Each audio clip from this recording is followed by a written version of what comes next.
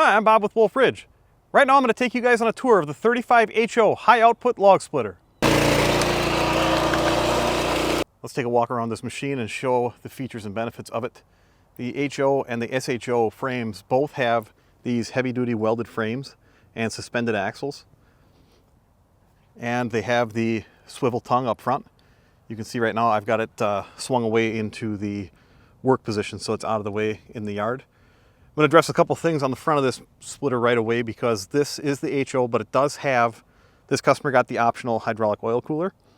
So that is an option for the HO, and then he also got the optional sorting tray extension. And this sorting tray extension can be used on any of our horizontal splitters. And I'll put this in the end of the splitter in a little bit here to show you how that works too. But getting back to the frame, you can see we've got a drop leg jack in the front here, and this swivels up out of the way when we're in transport mode. And there is one more in the back that also swivels away when you're in transport mode. You can see that this HO and again the SHO frame is a lot different than what the compact commercial frames are. And you even get a little bit of added storage if you like. Some people put toolboxes, attach them in this tray here, and that works out well. If you had the SHO that had the V-twin engine on it, then the gas tank would fit in this area here.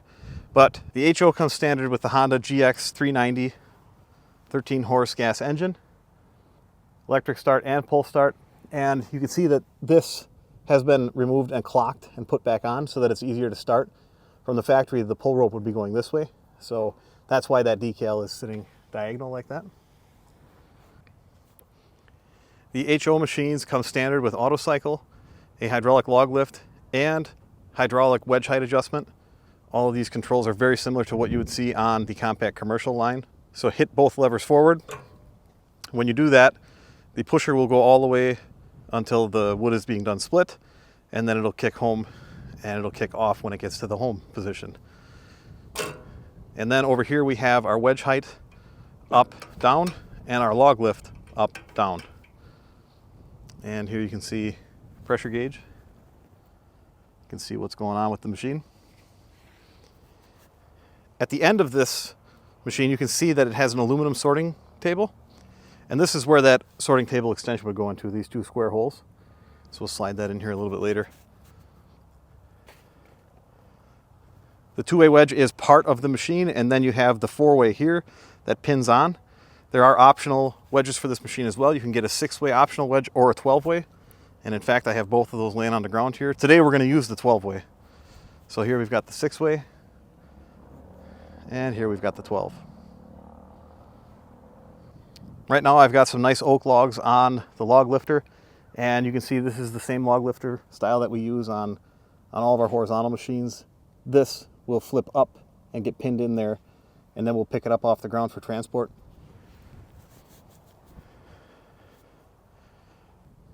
We have our bronze slides, these self-lubricating bronze slides. Got the owner's manual down here in this tube. And the HO has a 28-gallon aluminum welded hydraulic oil tank. Cartridge style filter in the top here.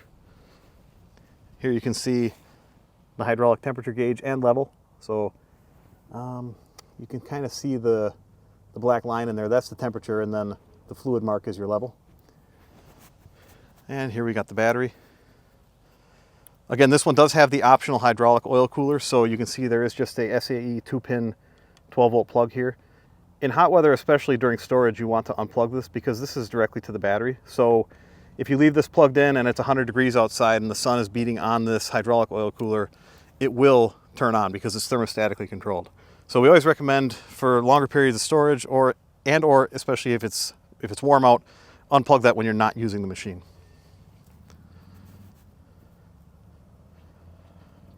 On the back of the Honda GX 390, we have a 22 gallon per minute pump. And one of the other things that our Honda engines have that I don't think I've covered in any of their videos is this convenient oil drain. So this is kind of tucked up out of the way right now, but if I pop this out of the rubber here, we can take this down, and that makes your engine oil change a lot less of a mess. And then I can probably put it back in here even with one hand maybe. Let's see. Oh yeah.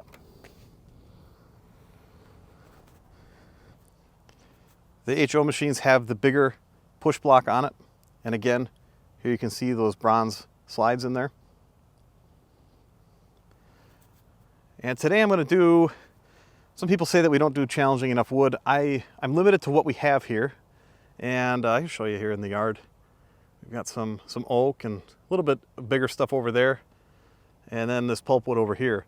So I tried to grab a few pieces that have some challenging spots. And then this one's got a big knot on it. And what I always recommend is to put the knot towards the top. And you can see that this one's almost got a little bit of a diagonal on it too. So we always try to put the straighter end towards the push block and the more angled end towards the wedge. So we'll see what this thing does. I'm going to lower this four-way quite a bit, and then I'm going to end up, basically I'll split when that falls, when that top piece is bigger, it falls over. I'm going to grab that and resplit it and resplit it and resplit it until we get those smaller pieces, because as always, that's what we like to sell here in our roadside stand up front. So what I'm going to do is I will do the four-way wedge on this one. Then I'm going to take the four-way, I'm going to get right into it. I'm going to put the 12-way wedge in. And these rounds are probably 12-inch diameter, maybe 12, 13. This one on the ground is probably 14. So we'll see what it does. I'm just going to run the 12-way for these four, and we'll see what kind of production we get out of it. All right, what I'm going to do now is I'm going to take off this sorting table extension here, pull these pins, and I might need to slide this out of the way. Get this one. Now I'm going to go put this on the other end of the splitter.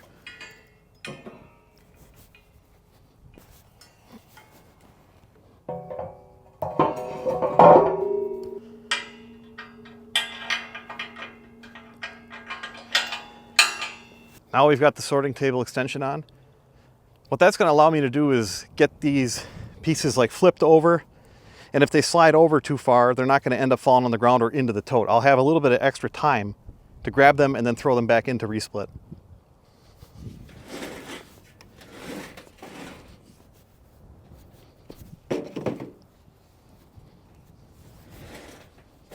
Look at that, perfect fit. Now we're going to start up this GX390. So first we're going to make sure that the fuel is turned on. Over this way is on. We always recommend to turn this off for transport mode, or if you're going to leave it sit for a long time, it's best actually to turn this off while the engine is still running and let the carburetor and everything completely run out of gas. But right now we're going to turn this into the on position. We're going to put the choke on, and we'll put this, that's full throttle, we'll go about half. Turn the key on.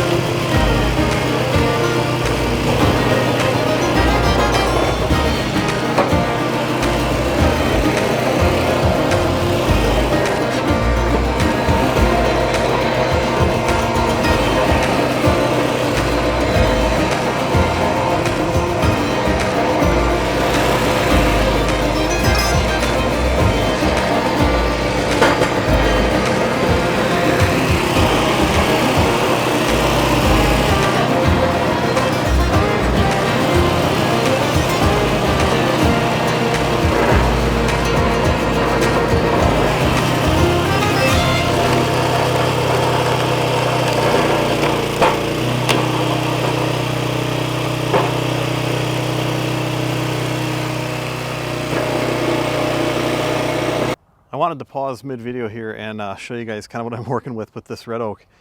So I've got the 12-way wedge in right now, and you can see some of the stuff that just came out of it. Look at how curvy and messed up this is. Now the 12-way, to be honest, is recommended for straighter grain and or softwood, but if you put the stuff in there right, you can get some good hardwood through it. So again, just want to show you guys kind of, this stuff was all kind of twisted. And so some of this I'm going to end up putting through the bottom of the 12-way now, just to resplit it and make it into smaller pieces. But some of it I won't even be able to get back in. Like, look at this.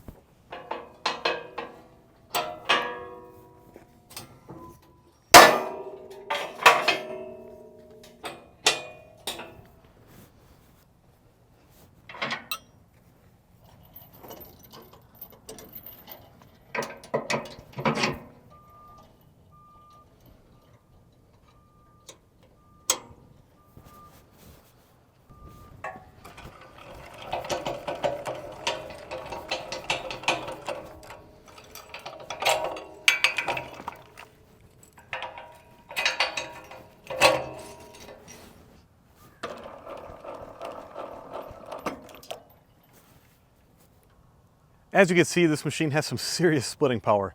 This is the 35 HO, so this has a 35-ton cylinder, and it'll do about an 8.5 second cycle time. The 28-ton version of it would be the 28 HO. That'll do 6.5 second cycle time. So you trade some speed for power or power for speed, depending on which way you look at it. But I really wanted to try some tough wood to show you guys in this video, and then run the 12-way wedge, because it's kind of a worst case scenario. If you're doing stuff through the 6-way wedge or straight grain or small diameters, you'll fly right through that stuff. But as you can see, when I did some of that curved stuff, the twisted grain, I did have to end up re-engaging the auto cycle once or twice. You can also run the split cycle manually too. So instead of putting both of these down, I could just run the split lever here, and I could hold that, and then you know, if it popped out, I could hit it back in again. Again, I would suggest that if you are going to run the 12-way wedge, to run straight grain stuff and or softwood. I personally have used it on my 28C, and I've had good results. But if you try to run too much of that crooked stuff or twisted grain, you will get a lot more chaff and or kindling in your firewood. The more directions that the wood has to go, the more chances there are to make kindling and chaff. So when you go from when you do a 2-way split, you have nothing. 4-way, maybe a little bit. 6-way, you start to get more of those kindling pieces in the chaff. And then when you go to a 12-way, of course, that's just the nature of the beast. I got the machine back into transport mode. I did leave the sorting tray extension on, and I'm gonna leave that on because I can just pull, I'm just going back to the shop with it. But if I was going a longer distance, I would put that from the back to the front. And what that does is it gives us a little more tongue weight in the front too, instead of having the extra weight in the back. So you can see I put this thing into transport mode. It's really quick and easy with those drop leg jacks and the swing away drawbar. 2-inch hitch ball is all you need. There is an optional trailer tail light package for this machine, as well as an optional LED light tower, which would go up and above, and we'd have LED lights shining down on us when we're working, if you have to work at night or, you know, during winter when the days are shorter. If you're looking for more information on any of our machines, including pricing, configuration options, lead times, and more, please check out our website, www.wolferidgemfg.com. You can send us an email or give us a call. I'll make sure to put all those links in the description here for you guys. I want to thank you all for watching. Subscribe for more.